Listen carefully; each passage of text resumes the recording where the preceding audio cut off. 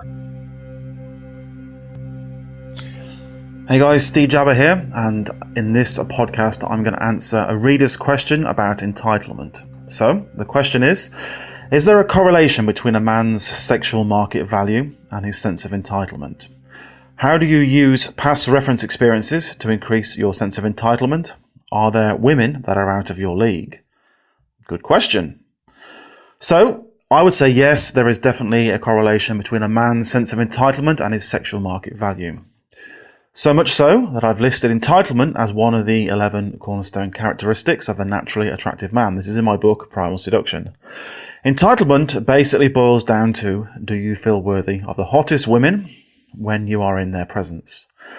In terms of are there any women that are out of my league, or indeed the concept of leagues generally, I'd return to the idea of dealing with reality and brutal honesty. Again, I've talked about that so many times on this channel and in my book, Primal Seduction. So I advocate this again and again on the channel, in my books, in my products, and in my life too. It's something I apply throughout my life.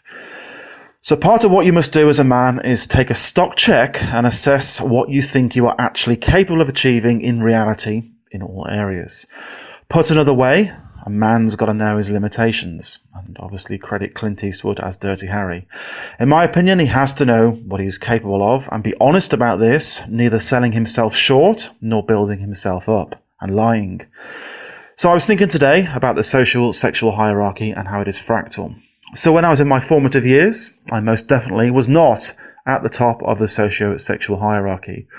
I was a very gifted athlete and very bright, literally physically and intellectually superior to most of the other guys around me. Yet the girls didn't start noticing me until later. I didn't lose my virginity until I was 19.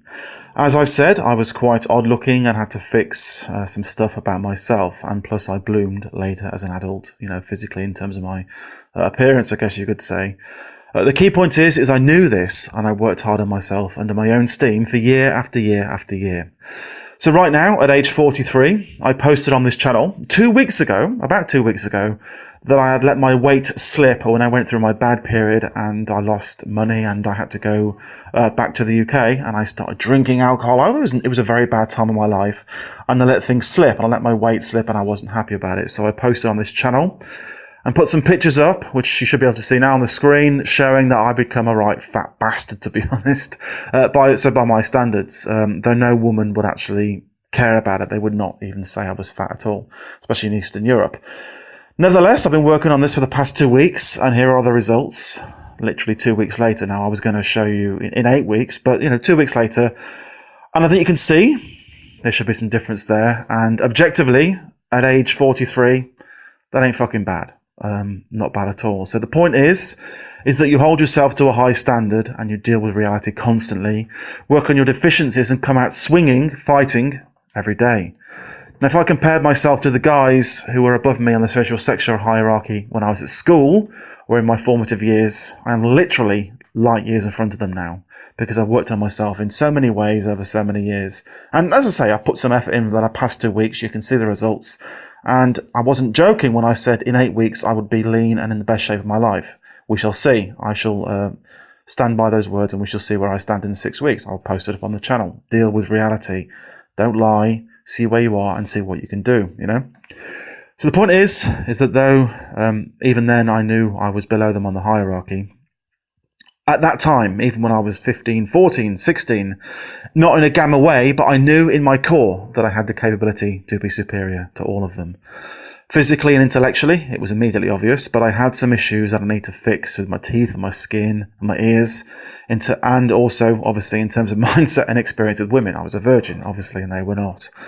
But I thought to myself, not in a gamma way, like I say, with dealing with reality, is like questioning, are they superior to me? I honestly don't think they are.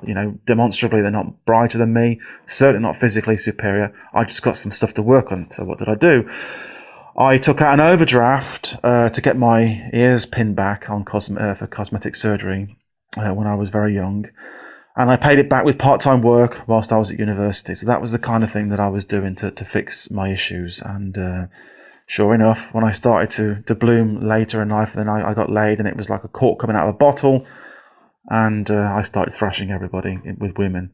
And then when I found out about the game 10 years later, aged 29, and I started cold approaching as well as going to nightclubs and stuff, I thrashed everybody else too. So I could go, now, in terms of out of my league, could I go into a social scene like somewhere like LA and dominate there and pick up actresses? Probably not, but that's not my forte. Again, you mix entitlement, but you couple it with knowing your limitations. But without reservation, I can tell you that I have no desire to do so either. So I judge a woman's quality on her intrinsic characteristics: beauty, loyalty, intelligence, self-esteem. I really couldn't give a flying fuck if she's deemed high value by social status or perceived difficulty in hooking up with. Whether that marries up with some other guy's perception is of no importance to me. And in terms of out of my league, I can tell you that I have had objectively women that are physically in the 9 and 10 range for certain. Lots of 8s, tons of 7s, and unfortunately a lot of 6s too, especially off Tinder. But when I make the effort, at my best, I can get the very hottest, intelligent, high self-esteem women. So, by my own standards, which are the only ones that matters, and by the standards of objective beauty, intelligence, high self-esteem, nothing to do with social status, yes, I do not think there are women that are out of my league, but I have to be at the top of my game in order to get the very best ones. So, like a lot of guys. I did a video some years ago on entitlement and talked more about the importance of entitlement. And I'm going to append it to the end of this introduction. So here's some other stuff on entitlement. Hope it helps, and I hope I answered your question. I think a strong sense of entitlement can propel you to do great things in life, with the caveat, if it's applied correctly, and it's in balance, and it's married alongside other traits. Things like this. This would include being able to get a lot of women, doing well in your career, being well paid for the work that you do, and being well regarded amongst your peers, and so on. But if for some reason you have a strong sense of entitlement and it's not in balance, and you don't have the value to back it up, then it's one of the most unattractive qualities you can possibly possess, in my opinion. And the reason for this is, it can come across as believing you are worthy of the best women, the best food, the best job, the most money, but with none of the hard work or the talent or the charisma to back it up. So as men, we are constantly in competition for resources and women. And it's obviously the same for every species on the planet too. And as human beings, we are no exception to this. So if you stick your head out and advertise a sense of entitlement, then you need to do 3 things, I think. You need to believe that you're worthy of whatever you feel entitled to, and you need to believe it right to your core. You need to be able to defend this belief vigorously, and you need to be able to back it up somehow. So this is just my opinion, it's not cut and dried. For example, you can have a strong sense of entitlement and you can suck weak people into this frame, but I think it's quite rare. And because we have to compete as men, if you advertise this sense of entitlement, and it's difficult not to advertise it if you actually have one, other men will challenge you on this and try to compete with you. And if you can't back it up, this is what happens.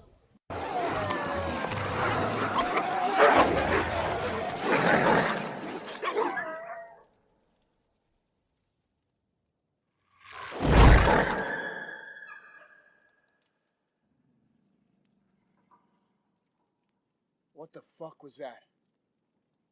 The Alpha. They went at him. He put it down. Whatever that challenge was. The Alpha put it down. Now obviously it's not as red in tooth and claw for us humans as it is for wolves, but the concept and the underlying principle is the same. If you stick your neck out, like the unfortunate wolf in the clip, you will attract challenges. And it's not just challenges from men. It's women will challenge you too, but in a different way. And this is why you see so much stuff and material online and on YouTube and on forums about handling so-called shit tests. A shit test is just a woman's way of seeing if you flinch and of seeing if you're as confident as you make yourself out to be. And if you think about it for a moment, it's easy to see why they do this, because of course women only want to sleep with men who have the right masculine, strong qualities that they seek. Going further, I think I've mentioned before, I anticipate times are going to get very tough for all of us. And in my view, it's going to get harder and harder for men to acquire resources and acquire women. So expect more challenges, more shit tests, and more competition for women and resources to come in the future. So when you put all this together, it's easy to see why a lot of guys opt out and become what I call the grey man, why they don't like to stick their neck out at work, and why when they see a girl they really like the look of, they don't approach her. Or if they do approach her, they find it nigh on impossible to get with her, because they don't feel entitled to her right down to their core, where it really matters. And it also explains why the so-called PUA tactics and techniques invariably don't work, because it's almost impossible to walk the tightrope and hide deficiencies in entitlement and the other attractive masculine qualities. So for more on this, to see a case of misapplied entitlement, check out the link video which I made about 4 years ago, and if I say so myself, it's quite a funny video. And to get to work on building this sense of entitlement through to your core with an action plan on how to achieve it, because it's not easy, check out my book, Primal Seduction. Links below and on the video.